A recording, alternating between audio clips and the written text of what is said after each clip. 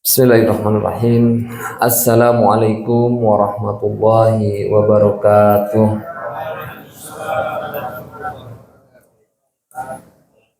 Alhamdulillah.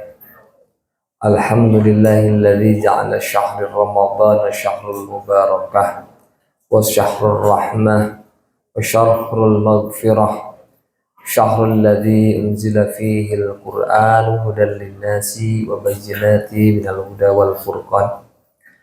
Wassalatu wassalamu ala Rasulillah wa ala alihi wa ashabihi wa mawalah wa man tabi'ahul huda bi ihsanin ila yaumil qiyamah.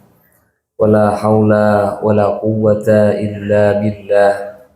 Amma ba'du. Hadirin jamaah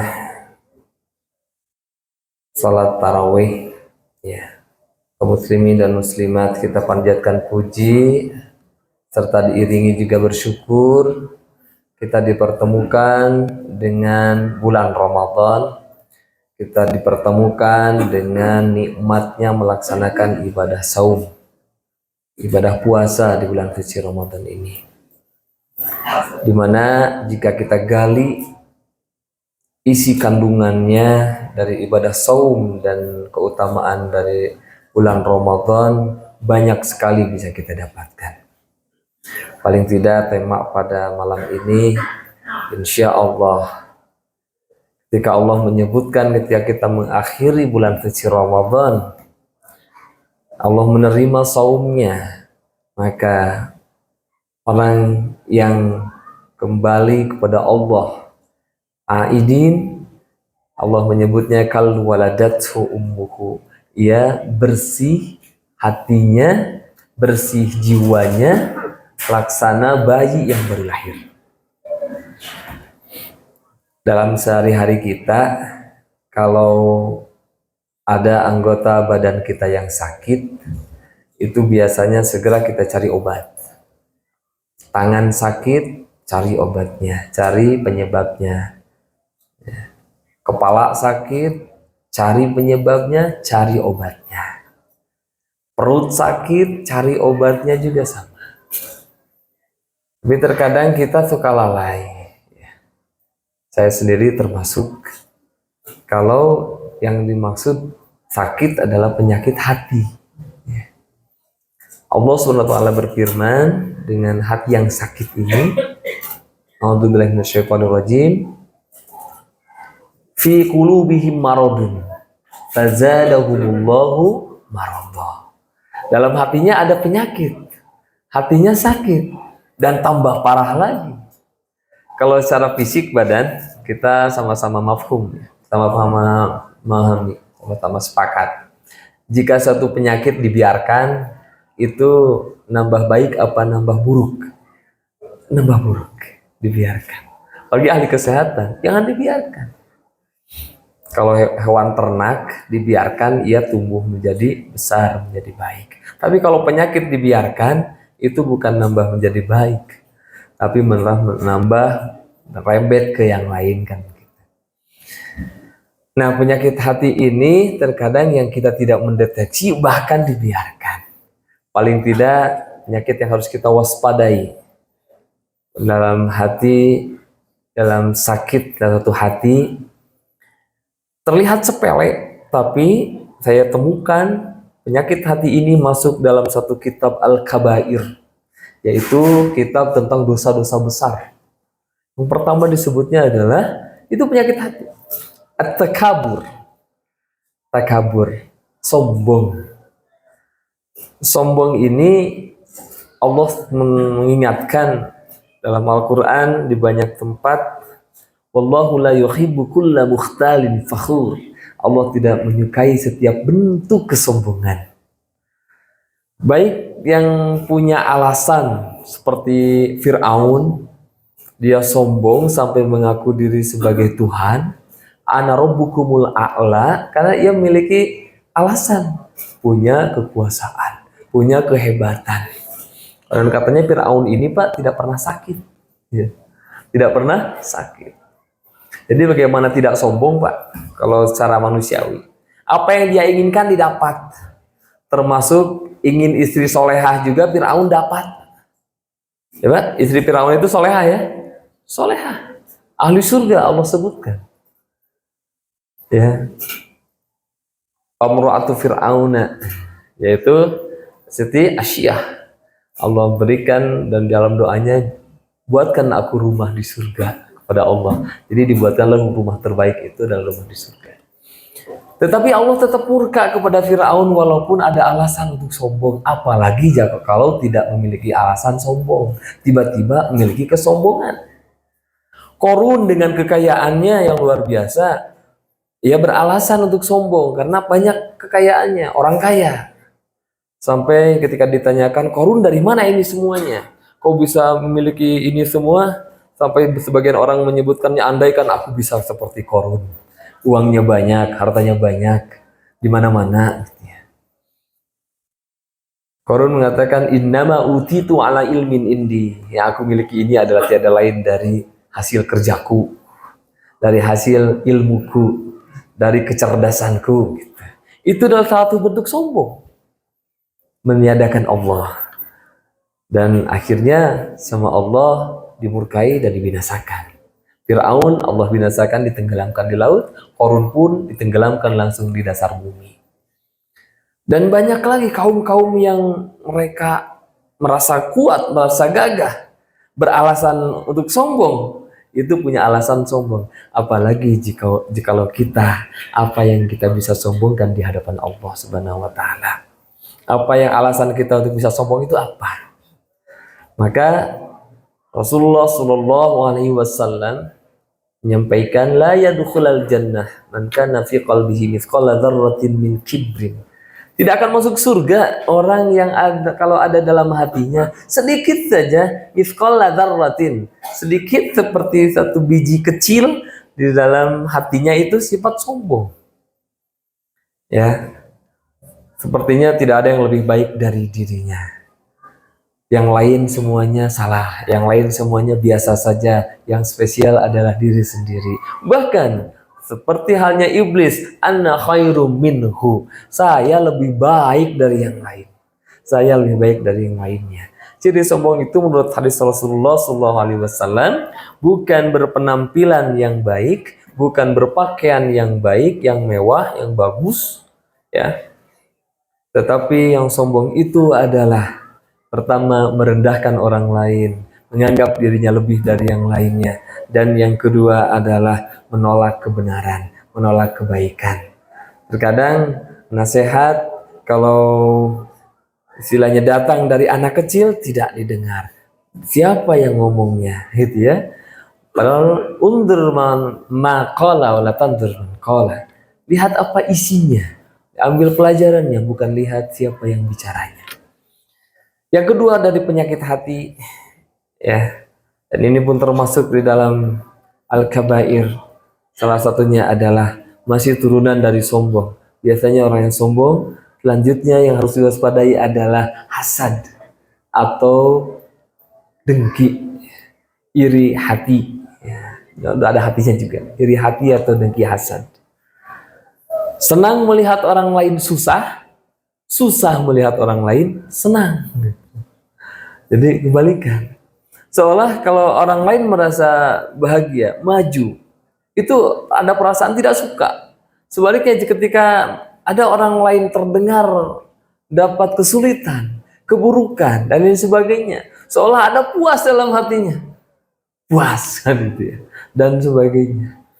Hati-hati dengan sifat hasud ini, karena ia bisa menghabisi amal soleh, amal kebaikan, laksana api membakar kayu bakar. Habis semuanya dengan hasud.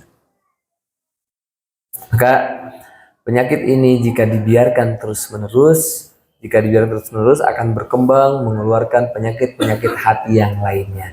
Minimal dua hal ini.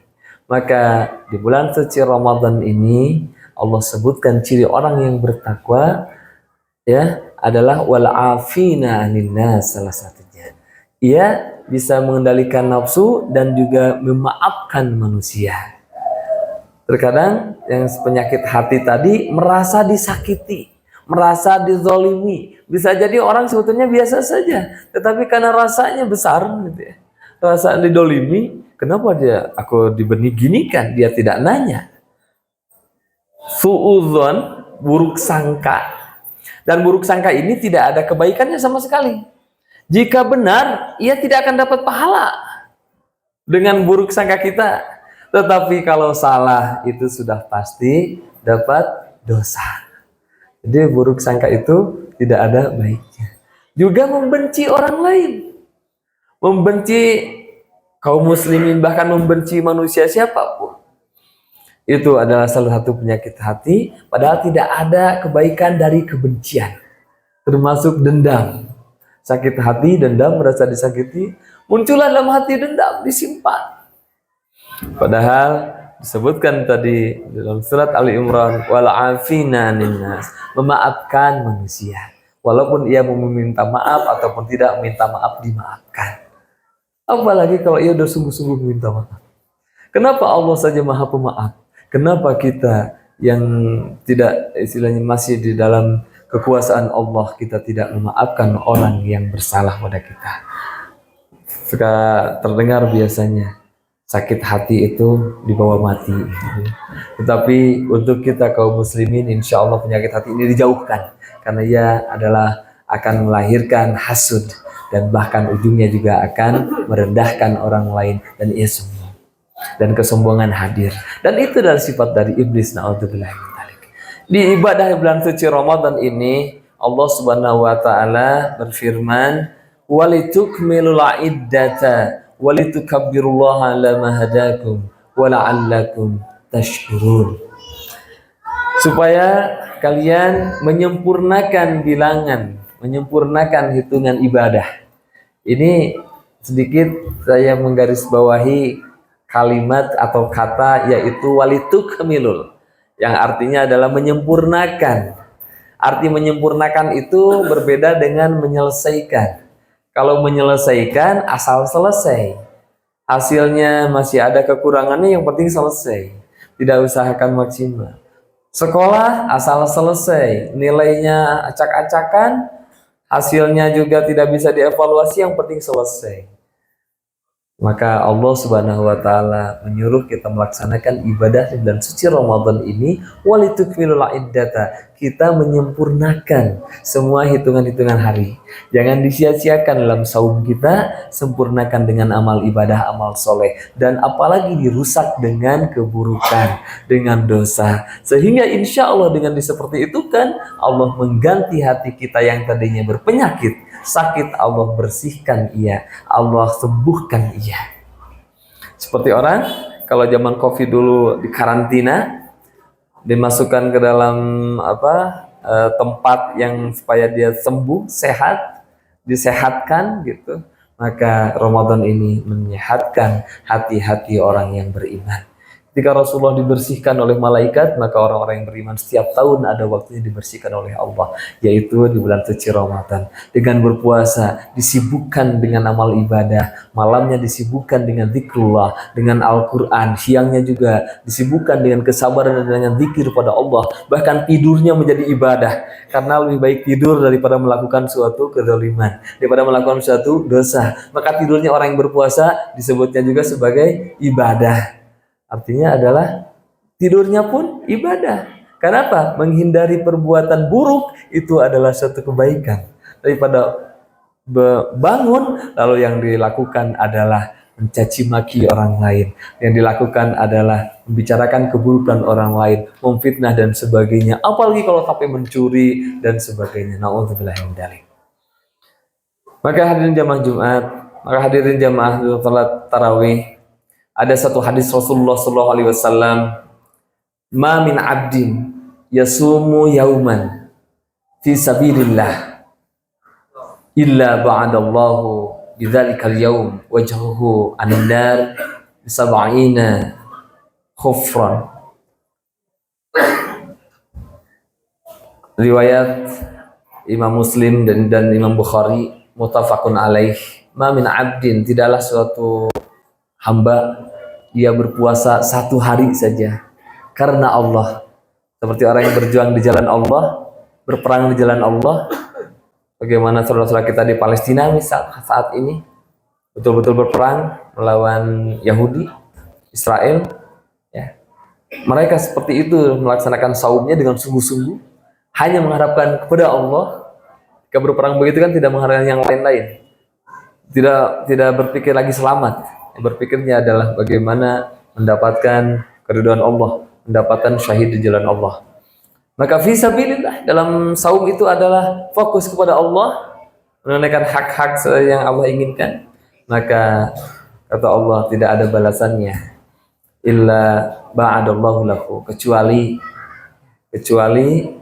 ia akan dijauhkan wajahnya daripada api neraka sejauh atau selama 70.000 perjalanan. 1 hari ibadah saum karena Allah dijauhkan 70 tahun perjalanan ke neraka. Itu 1 hari saja Allah menjauhkan kita dari api neraka. Maka dalam salah satu hadis qudsi yang Rasulullah sampaikan dari Allah Subhanahu wa taala, asyamu junnahun, bahwa saum itu akan jadi perisai, saum itu akan menjadi penghalang kita, akan menjadi tirai penolong kita dari azab api neraka. Semoga kita insya Allah niatkan saum ini memperbaiki diri kita, perbaiki hati kita. Laksana kalau hanya sekedar seperti ular, ya merubah kulit saja, tetapi itu pun baik, karena yang tadinya sudah rusak menjadi baru kembali ular, ya ganti kulit. Tapi yang lebih baik itu seperti ulat. Rata-rata kebanyakan orang jijik dengan ulat, tapi ketika ia sudah mengalami proses seperti berpuasa, ia berubah menjadi sesuatu yang disepakati banyak orang sangat lucu, yaitu kupu-kupu. Apapun awalnya kita masuki Ramadan ini dengan segala banyak kekurangan, banyak dosa, banyak kesalahan, banyak kelemahan yang Allah Subhanahu wa taala Maha ketahui, keluar Ramadan insya Allah menjadi pribadi yang dicintai oleh Allah, dicintai juga oleh insya Allah oleh manusia, terasa manfaatnya untuk lingkungannya dan lain sebagainya. Semoga kita mendapatkan yang seperti itu. Illa man jaa biqalbin salim. Pada saatnya di akhirat nanti tidak akan ada gunanya harta kita, keluarga kita, kecuali yang datang kepada Allah dengan hati yang selamat, dengan hati yang sehat, dengan hati yang bersih. Dan itulah insya Allah adalah yang kembali ke dalam fitrah, yang kembali ke dalam kebersihan hati. Kal waladathu ummuhu, seperti bayi yang berlahir. Tidak ada bayi itu membawa kesombongan, tidak ada bayi itu membawa dengki, tidak ada bayi itu membawa dendam, membawa marah. Semuanya bayi itu semuanya bersih insya Allah, membawa fitrah dari Allah Subhanahu wa taala. Barakallahu li wa lakum. Semoga Allah melimpahkan berkah kepada kita semuanya, dan Allah memberikan kekuatan dan istiqomah kepada kita beribadah sampai akhir Ramadan, dan setelah bulan Ramadan pun kita melanjutkan kesolehan ke amal soleh. Laksana seperti Nabi ayahnya Nabi Yusuf alaihissalam, Nabi Yakub. Beliau memiliki 12 anak. Yang paling dicintainya adalah Nabi Yusuf alaihissalam, tapi tidak melupakan yang 11-nya. Maka kita menspesialkan bulan Ramadan, tapi tidak melupakan juga 11 bulan yang lainnya, insya Allah. Tapi di Ramadan ini hendaklah beda dengan bulan-bulan yang lainnya. Jangan sama saja, sebagaimana Nabi Yakub alaihissalam. Wal afu minkum barakallahu li wa lakum. Assalamualaikum warahmatullahi wabarakatuh.